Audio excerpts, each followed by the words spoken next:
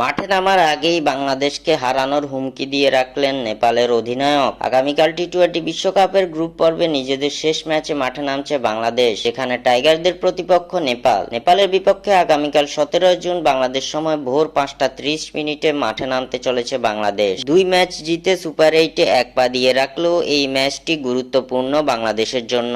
নেপালের বিপক্ষে জয় তুলে নিতে পারলে কোন রকম সমীকরণেও হিসাব নিকাশ ছাড়াই সুপার 8-এর টিকিট পাবে বাংলাদেশ দল। এদিকে দক্ষিণ আফ্রিকার বিপক্ষে নেপাল হেরেছিল মাত্র 1 রানে। প্রোটিয়াদের বিপক্ষের ম্যাচে দারুণ লড়াই করে প্রায় জয় ছিনিয়ে নিয়েছিল নেপাল, কিন্তু শেষ পর্যন্ত ভাগ্য সহায় হয়নি তাদের। শেষ বলে রান আউটের শিকার হয়ে 1 রানের পরাজয় বরণ করে নেপাল। দক্ষিণ আফ্রিকার বিপক্ষে হারের কারণে বাংলাদেশের বিপক্ষে জয় পেলেও সুপার 8-এ যাওয়ার কোন রকম সুযোগ নেই নেপালের সামনে। নেপালের জন্য এই ম্যাচটি শুধুমাত্র একটি নিয়ম রক্ষার ম্যাচ বটে, তবে এই নিয়ম রক্ষার ম্যাচেই বাংলাদেশকে হারানোর হুমকি দিয়ে রাখলেন নেপালের অধিনায়ক রোহিত পৌডেল। দক্ষিণ আফ্রিকার বিপক্ষের ম্যাচ শেষে নেপালের অধিনায়ক জানান, বাংলাদেশকে হারিয়ে স্বপ্ন পূরণ করতে চান তারা। প্রোটিয়াদের বিপক্ষে ম্যাচ পরবর্তী সাক্ষাৎকারে এই প্রসঙ্গে রোহিত বলেন, আমার মনে হয় পরের ম্যাচটা আমরা গৌরবের জন্য খেলবো। বিশেষ করে আমরা টেস্ট খেলুড়ে দলকে হারাতে চেয়েছিলাম, দুর্ভাগ্যবশত সেটা আজকে হয়নি। তবে আমরা পরের ম্যাচে সেটা করতে চাই।